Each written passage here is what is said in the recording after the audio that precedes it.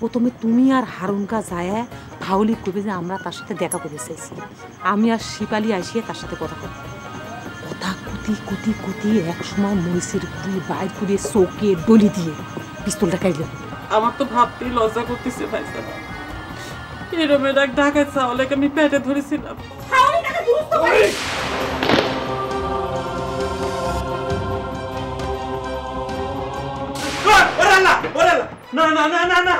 এই কথা জিজ্ঞেস করতেছি কারণ কি হয়েছে নাকি? কারণ পরে করছি চাচি, মানে সাংঘাতিক একটা ঘটনা ঘটে গেছে, আগে কোন জুই কোনে। তোমার ছোট ভাই যা শুরু করেছে শাহজাহান, তাতে করে খুনোখুনি আর স্বপ্নে দেখা লাগবে না, চোখের সামনে দেখতে পারবা। না না না চাচি, আপনি ভয় করবেন না, ওই সুজাক সাহায্য করার ব্যবস্থা করা হচ্ছে। দরকার হচ্ছে কিনা এখনো তোমার ছোট আব্বাসীরা চিন্তা করতেছে। ভালো ঘটনা ঘটে যায়, তারপর যেন পুলিশ ডাকি আনে। তুমি কি এখনো আমাকে চুপচাপ ধৈর্য ধারণ করে বসে থাকতে পারো ঝরুকা? কি যে কব, সেই ভাষাটাই তো খুঁজে পাচ্ছি না মিতা। মেরু যে এইরকম করে আমার ঘরে দলের প্রতি একটা চ্যালেঞ্জ ছুড়ে দিবি, সেটা তো আমি কল্পনাই করতে পারি নাই। এই জন্যই তো শুরুতেই আমি তাকে দল থেকে বহিষ্কার করার সিদ্ধান্ত নিয়েছি। তুমি তো আমার ঠেকেছিলে। ঠেকাইছিলাম তো গণতন্ত্রের স্বার্থে। আমার ঘরে এইরকম ক্রাইসিস মুহূর্তে দলে এরকম একটা মোটা লোকের দরকার ছিল, তাই বারবার ওই একই কথা কয় না তো ঝরুকা। তোমাকে আমি কিছুতে বুঝবার পারতেছি না যে ওই সব মোটা শৈলের রাজনীতির যুগ শেষ, এখন রাজনীতি হচ্ছে জিনিসের জিনিস। তোমার কথার সাথে একমত হয়েও আমি কবির চাচ্ছি নিতা, ওই মোটা শৈলীর সাথে যদি জিনিস যোগ হয় তাহলে সেই কাজটা আরো বেশি কার্যকর হয়। মনে করো এই মেরুর মতো মোটা শৈলীর হাতে যদি একটা জিনিস দেয়া যায়, তাহলে পরে যে কথায় আছে না, ধারেই কাটে। আর ধারে যদি একটু কমও হয় তাহলে কিন্তু ভারেই সেটা কভার হয়ে যায়। তোমার কথাটাকে আমি মানবে পারলাম না ঝরুকা। আরে এখন হচ্ছে ধারের যুগ, ভারে কাটার যুগ শেষ, সুতরাং ওই ভারী শরীরের বেদ্য প্রাক আমি কোনো রকম ছাড় দিতে রাজি না। ও তাহলে কি তুমি মেরুর ব্যাপারে ফাইনাল ডিসিশন নিবে চাইছাও? নিবে চাচ্ছি মানে মনে করো নিয়ে ফেলাইছি, তুমি তার সিদ্ধান্তটা জানায় দাও। এখন থেকে তার সাথে আমাদের কোনো রকম সম্পর্ক নেই, ধরবে গেলে সে আমাদের শত্রুপক্ষ। ডিসিশন যখন নিয়েই ফেলাইছাও আমি অভিনন্দন জানাচ্ছি, কিন্তু এই সিদ্ধান্তটা জানানোর ব্যাপারে আমার মনে হয় তাকে সামনে ডাকি নিয়ে আসি, সামনে ঘোষণা দেওয়াই ভালো। কারণ সে যাতে ভবিষ্যতে প্রশ্ন তুলবে না পারে যে আমরা ডিসিশনটা একতরফা নিয়েছি। ঠিক আছে, পারলে তুমি তাকে আমার সামনে হাজির করো, আমি নিজের মুখে তার সিদ্ধান্তটা জানাই দেব। নেতা, মেরুর ব্যাপারে তো সিদ্ধান্ত নিলে নেতা, কিন্তু ওই যে সাদা খুনকার, তার বিষয়েও কিন্তু সিরিয়াস একটা চিন্তা ভাবনা করার দরকার। মেরু যদি তার পক্ষে চলেই যায় তাহলে পরে কিন্তু তারাও একটা ফ্যাক্ট হয়ে যাবে। আর ধুর, এই সুজার কাছে কোনো কিছু ফ্যাক্ট না। অ্যাকশন যখন শুরু হয়ে গেছে এক এক করে সব সাইজ হয়ে যাবে।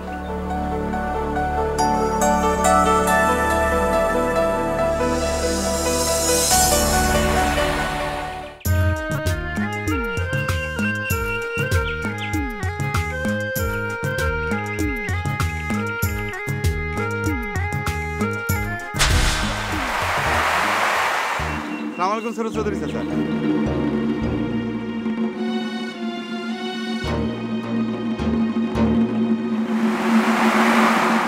কিনারে কয়জন রে ভাড়া করিস রে? ও সবুজের সাথে তো আপনার এটা দেখাই হয় নাই, হচ্ছে আমার মানে চাচাতো ভাই, টাউনে থাকে। সবুজ সালাম দে, উনি হচ্ছে চৌধুরী চাচার ছোট ভাই, ছোট চৌধুরী চাচা। সালাম যে দিতে বলছো বড় ভাই, সে তো তোমার সালামের উত্তর দিল না। নাকি সালাম না দেওয়াটা চৌধুরী বাড়ির ঐতিহ্য বড় ভাই? এই চ্যাংরা তো ভারী বেয়াদব রে। এই তুই কার সামনে খারাপ কথা করছো জানিস তো চ্যাংরা? পরিচয় তো বড় ভাইয়ের মুখে শুনলামই, অযথা আমাকে বেয়াদব বলছেন কেন? আর এখানে আমি সত্যি কথাই তো বলেছি। তোর মুখে মুখে তক্ক করার স্বাদ আমি মিটাই দেবো রে চ্যাংরা। জানিস আমি মার্ডার কেসে জেল কাটা আসামি চাঁদ চৌধুরী। তোকে আমি না না না না না, শান্তি শান্তি, ছোট চৌধুরী চাচা ও আপনাকে চিনবে পারে নাই, ও আপনাকে ভুল বুঝিছে। ওর পক্ষের তো আমি আপনার কাছে ক্ষমা প্রার্থনা করতেছি। আসলে ঘটনা হয়েছে কি ছোট চৌধুরী চাচা, ও তো টাউনে থাকে, উচিত কথা মুখের উপর ফটাস করে কয়া দেয়, কোনো সিনিয়র জুনিয়র বাদ বিচিরি জানে না। ওই সমস্ত টাউনের ফুটানি এইখানে চলবে না রে চ্যাংরা, একেবারে কুত্তা মারা হয়ে যাবে কয়ে দিলাম। এমনি কিন্তু খুন কারবারির উপরে মেজাজ হট হয়ে আছে। আর তারপরে কোন সাহসে তোরা এই চৌধুরী বাড়ির সীমানা আসিস? আপনি ভুল বুঝতেছেন ছোট চৌধুরী চাচা, আমরা আসলে শান্তির স্বার্থেই চৌধুরী বাড়ির দিকে আইছিলাম। শান্তি না? শান্তি অস্ত্র সহ গুন্ডা ভাড়া করে নিয়ে এসে শান্তির গল্প গাইবে আসিস নাকি? আপনি যেটা শুনেছেন ঠিকই শুনেছেন। আসলে এই ভয়ঙ্কর ঘটনাটার জন্ম দিয়েছে আমাদের ওই কুলাঙ্গার ছোট ভাই। কি কব, আপনি বিশ্বাস করেন আমার ওই কুলাঙ্গার ভাই ছাড়া এই ঘটনার সাথে খুনকার বাড়ির আর কেউ জড়িত নাই। তার জন্য আমরা তীব্র নিন্দে জানাচ্ছি। আসলে ঘটনা হয়েছে কি ছোট চৌধুরী চাচা, এখন খুনকার ফ্যামিলি আর চৌধুরী ফ্যামিলির মধ্যে সবচাইতে বড় যে জিনিসটা দরকার সেটা হচ্ছে ঐক্য। এই কিসের ঐক্য রে? খুনকার বাড়ির সাথে কোনো ঐক্য নাই।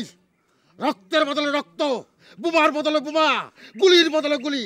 শোন, তোকে শেষবারের মতো সাবধান করে দিচ্ছি, আর কোনোদিন যেন চৌধুরী বাড়ির সীমানায় তোকে না দেখি। এইবারের মতো ছেড়ে দিলাম।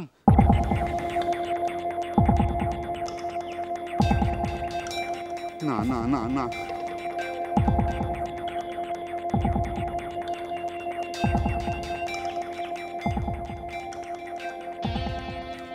কে রে সবুজ, তোর এত ফরওয়ার্ড হওয়া লাগবে কিসের জন্য? মুরব্বী মানুষ না, এইরকম ভাবে চাইতে কথা কয় নাকি? ওই লোকটা তোমার সাথে কি ব্যবহার করছিল? তারপরেও চুপচাপ থাকা লাগবে, সব জায়গায় শান্তির স্বার্থে চুপ থাকা লাগবে। আয়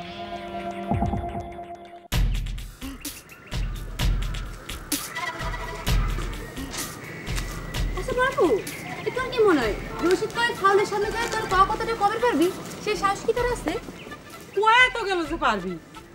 পাগলের মধ্যে একজন তবে পারিবারিকভাবে গৃহবন্দী হয়েছে। ও আল্লাহ, কি আবার গৃহবন্দী হয়েছে? কে? হারুন কা? তার পরিবার নাকি কয়া দিছে চৌধুরী বেতা যাই পারবে না। দেখছো কি রকম ফাজিল মহিলা। এই চৌধুরী বেতার কি ক্ষতি করেছে কত? বাদ দে তো বোন এখন এসব। যে প্ল্যানটা করেছি তুই সেটা শোনে, মনে আছে? যখন ওই ফাউল আসবি মনে কর, তখন তুই তার সাথে হাসি হাসি কথা কওয়া শুরু করে দিব। এমনভাবে ছলাকলা করবো যেন সে মুজে যায়। তারপরে কবো কি, ও ফাউল ভাই উপর মুখে তাকান তো, দেখেন একটা ফাইন পক্ষী। যেই সে উপর মুখে তাকাবি, সাথে সাথে মরিচের গুঁড়ি খুলিয়ে তার চোখে আমি দিয়ে দেবো। আচ্ছা, তোর প্ল্যানটা তো বুঝলাম রে বড় বউ, কিন্তু তুই যে ফাউলকে বাই করে ডাক বের করছো সেটা কি ঠিক হচ্ছে? সে তো আমাকে ছোট কার দোস্ত, এই কাকার দোস্তকে বাই করে ডাকা ঠিক হবি? আচ্ছা ডাকিস, তুই তাকে চাচা কয় ডাকিস। চাচা কয় ভাই কয় কোনো সমস্যা নাই, খালি যে প্ল্যান করেছি সেটা মনে রাখবো। ছলে বলে কৌশলে যেভাবেই হোক তাকে একটু পটান লাগবে। এই সময় ছোট বউ থাকলে খুব ভালো হতো। ছোট বউ তার কথা দিয়ে মানুষকে খুব ভালো করে পড়াইবার পারে। আচ্ছা বড় বউ, তোর কি মনে হয় শাহজাহান ভাই আর সবুজ কোন পক্ষ নিবি? সেটা চা যে তো সাজান ভাইয়ের গলা জড়া ধরে জিজ্ঞাসা করে গাদা খুঁটিস কেটা। শোনে, যে প্ল্যান করেছি সে প্ল্যান মতো যিনি কাম হয়, কোনোভাবেই যিনি গাধাপনা করিয়ে এটা উল্টে পাল্টা কোনো কিছু করে ফেলিস নি, মন থাকে যেন।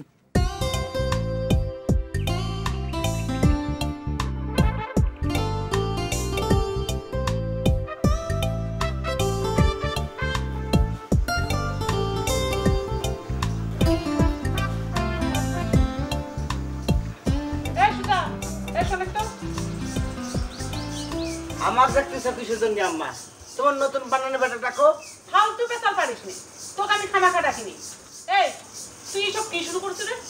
আবারও সেই পুরনো কোশ্চেন করলে আম্মা, নতুন কোনো কথা থাকলে সেটা কও। দেখ, আমি তোর এরমে বেয়াদবি কিন্তু অনেক সহ্য করেছি। যেটা জিজ্ঞেস করতেছি সেটার উত্তর দে। না, তুমি আমার কোনো কিছু সহ্য করো নাই। তুমি কথায় কথা আমাকে চর্থাপুর মারবে চাও, দুই একবার চর্থাপুর মারি চাও। মারবো না? চর মারার মতো কাম করিস কিসের জন্য? কেন তুই বলে গুন্ডে ভাড়া করে আনিস? ও, তোমার কানে তাহলে এই কথা পৌঁছে গেছে। তবে তুমি যেটা শুনি চাও সেটা সত্যি না। আমার দু একজন বন্ধু বান্ধব আছে যারা এই ক্রাইসিস মুহূর্তে আমার পাশে এসে খাড়াই, দরকার হলে আরো 2-4-10 জন আসার জন্য রেডি হয়ে আসে। খুব বড় বাহাদুর হয়ে গেছে তাই না? কেন পিস্তল হাতে করে তোর দোস্ত বন্ধু গ্রামে আসে কিসের জন্য রে? পিস্তল তো অনেক ছোটখাটো জিনিস আম্মা, দরকার হলি তার তো অনেক বড় বড় জিনিস হাতে করে নিয়ে সবাই চলে আসবে। আমি দেখতে ছোটখাটো হলে কি হবে, আমার ক্ষমতা কিন্তু খাটো না। খুব খেমতালা হয়ে গেছে না? তোর ছোট আব্বা কয়ে দিছে পুলিশ ডাইকে নিয়ে এসে তোর দোস্ত বন্ধু সব কটা ধরাই দিছে। পুলিশ এসে তোর খেমতা ছুটাবি নি। কাক তুমি পুলিশে ভয় দেখাচ্ছ আম্মা? কাক? হ্যাঁ, যে যে তোমার পুলিশের কথা কয়েছে তাকে তুমি কয়া দিও। আমার কিন্তু সহ্য সীমা আছে, সে কিন্তু যে কোনো মুহূর্তে মার্ডার হয়ে যাবি। তার ওই নামের শেষে খুনকার আছে বুঝলে এখন পর্যন্ত তাকে আমি হিট করে নিয়েছি।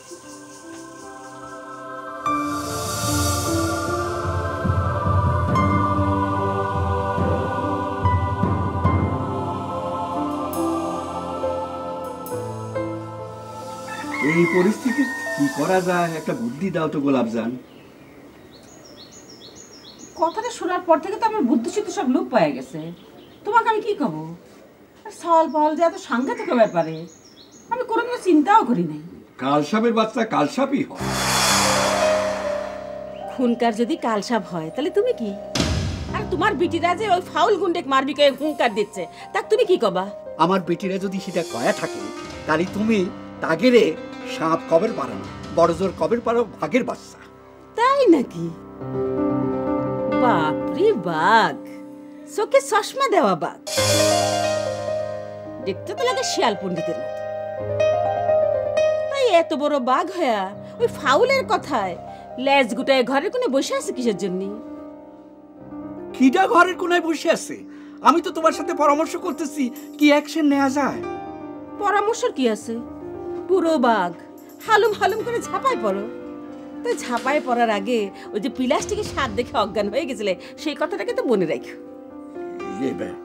বুঝেছি, ক্রাইসিসের মধ্যেও আমাকে না খোঁচায় তোমার ভালো ঠেকতেছে না। তা বাঘ সাহেব স্বীকার করতেছেন তো যে ক্রাইসিস হয়েছে? এই গ্রামের মধ্যে আপনারা দুইজন বাঘ আর শের যে ক্রাইসিস তৈরি করেছেন সেটা স্বীকার করা হবে তো? আমি কিন্তু এসব নিয়ে তোমার সাথে ঝগড়া করতে চাচ্ছি না, আমি চাচ্ছি তোমার পরামর্শ। আমি তো অনেক আগেই পরামর্শ দিছি, মেয়েরা বড় হয়েছে তাগারে বিয়ে শাদি দেন, আর এই বুড়ো বয়সে এসে বাদাবাদি না করে আল্লাহ বিল্লে করেন। যে বয়সে মানুষ নাতি নাতনি নিয়ে খেলাধুলা করে সময় কাটায় সেই বয়সে আছো তুমি ঝগড়াঝাটি আর মারামারি নিয়ে। খুনকার বেটা এসে কি কয়ে গেল? সাধারণের কথা বাদ দাও, সে সরল সাদা সাওয়াল, তার কথা কি কেউ গ্রাহ্য করে?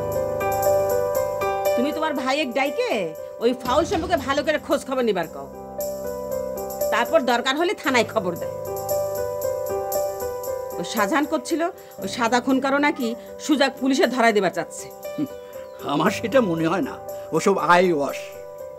দেখলে তো তোমার মতো বুদ্ধিমান কিডা আছে, এক মুহূর্তের মধ্যে করে দিলে সব আই ওয়াশ। আরে তাহলে আর আমার কাছে পরামর্শ কি আছে? যাও, যা ইচ্ছে তাই করো, আর হালুম হালুম করে বেড়াও, দেখি কাম হয় কিনা।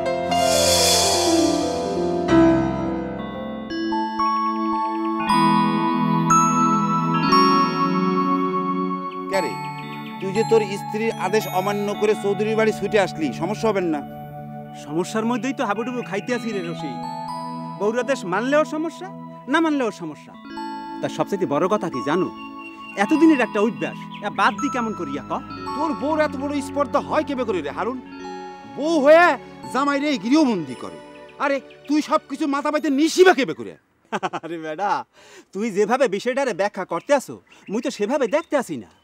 আর আসপর্দা বললে তো এখানে কোনো কথা নাই, এখানে কথা হইতে আছে ভালোবাসা। মোর স্ত্রী মোরে যদি ভালোবাসা একটা বাইন্ডিং দেয়, সেই ভালোবাসা অগ্রাহ্য তো করতে পারি না। তাহলে ভালোবাসার প্রতি অবমাননা করা হয় না, বেইমানি করা হয় না? ওরে বাবা রে বাবা, এতে তুই লাইলি মজনু হয়ে গেছিস রে। তা তোর স্ত্রীর এই ভালোবাসার বন্ধন ছিন্ন করে চৌধুরী বাড়ি আসলি কে? এটা মনে করে এই ভালোবাসার খাতিরেই। আর এই ভালোবাসাটা হইল দলের প্রতি, বন্ধুর প্রতি। আর সবচাইতে সত্য কথা কি জানো? কি?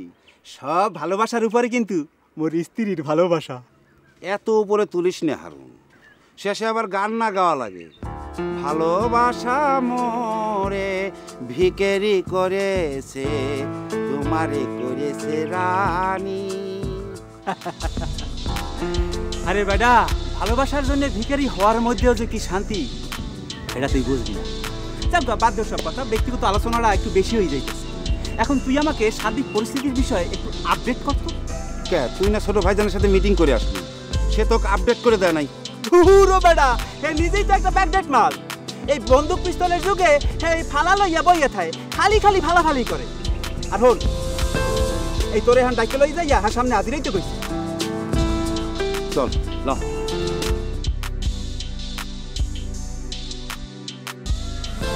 আচ্ছা বড়বু, মনে কর তোর বুদ্ধিমতো ফাউলের চোখের মধ্যে মরিচগুলো লাগাই দিয়ে তার কাছ থেকে পিস্তল খান কেড়ে নিলাম, তারপর কি করা হবে? তারপর তো জামাই আদর করা হবে। যা, কি যে কোশ্চেন বাড়বু, তুই তার কার সাথে বিয়ে দিয়ে জামাই বানাবো? কে তোর সাথে? হাই নবি না বাড়বু, তুই কিন্তু এই সিরিয়ার সময় ইয়ার কি শুরু করিস। ও বাড়বু, কস না, এই পিস্তলটা কেড়ে নেওয়ার পর তাকে কি গুলি করে দেবো? আমি কি গুলি করবার পারি যে গুলি করব? ও, তা অবশ্য ঠিক কথা কইছু, তবে গুলি করাটা জানলেও কিন্তু গুলি করাটা ঠিক হবে না বাড়বু। গুলি করলে তো আবার মারা কাছে আসামি হওয়া লাগবে, তাই না? এত চিন্তা ভাবনা আগেই করার দরকার নাই। আগে ফাউলটা পিঠমুড়া দিয়ে বাইদে তোলেই, তারপরে দেখা যাবে মার্ডার করব না পুলিশে দেব। বুদ্ধিটা তো তুই ভালোই করিস রে বাড়বু, কিন্তু জাগারে নিয়ে বুদ্ধিটা করিস তাগাই তো কোনো খবর নেই। কই রশিদ কা হারুন কা? সেই কথা তো চিন্তা করতেছি। এমন ভিতর ডিম হয়েছে সবগুলি, আমার ভালো লাগে না। কথা কওয়ার সময় কলি হয়তো যে পারবো না, কিরম মেজাজ খারাপ হয়। প্ল্যান করে বসে দিয়েছি, টাকার কোনো খোঁজ খবর কিছু নাই। তা যদি না আসে তাহলে কি আমরা যাবো না রে বাড়বু? দেখা যায়, আর একটুক্ষণ বসি, তারপরে যা হয় একটা বুদ্ধি বাই করবো। আমরা নিজেরাই কি কিনবো এসে গুলো চোখের মধ্যে লাগাই দিয়ে আসবো। পন্ডিত হয়ে গেছে না, পাঁচালি বাড়তি কত কাজ কোথাও।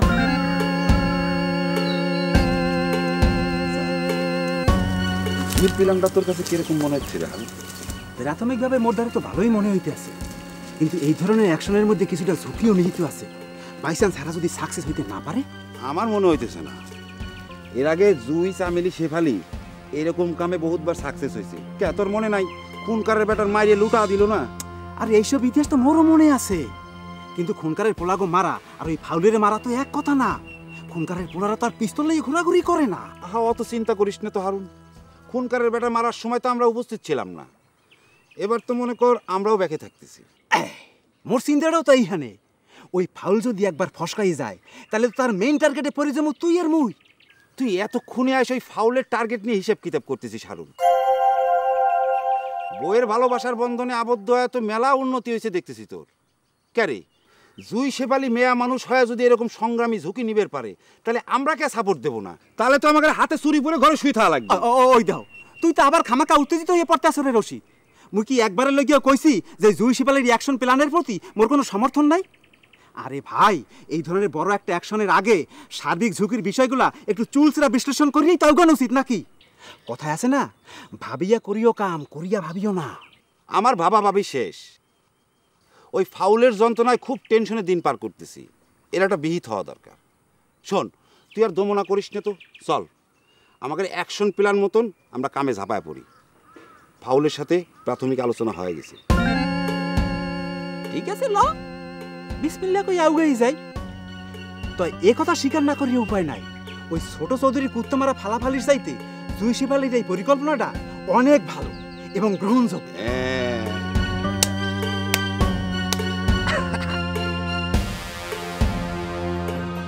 প্রথম কথা হচ্ছে ওই ফাউল তোমাদের সাথে একান্তে সাক্ষাতে রাজি হয়েছে। আর দ্বিতীয় কথা হচ্ছে তোমাদের এক বোনেক সে বিয়ে করবে।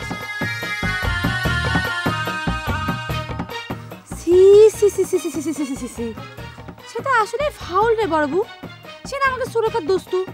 তারপরে সে বাস থেকে কি করে বিয়ে করবে স্যার? সব খবরই শুনেছি, সব তথ্যই আমার কাছে আছে। অ্যাকশন ঠিকই শুরু হয়ে যাবে। যখন কুত্তা মারা করে মারবো না, কোথায় চলে যাবো সমস্ত কামান, বন্দুক, পিস্তল। হয়েছে, অত বেশি আবার লেকচার দিবার যাস না, শেষে তোমার পেটে মোচড় দিবার পারে। এই কথাটাও তোমার কানে তুলে দেওয়া শেষ না? সবগুলোর তো কুত্তা মারা না করলে হচ্ছে না দেখতেছি।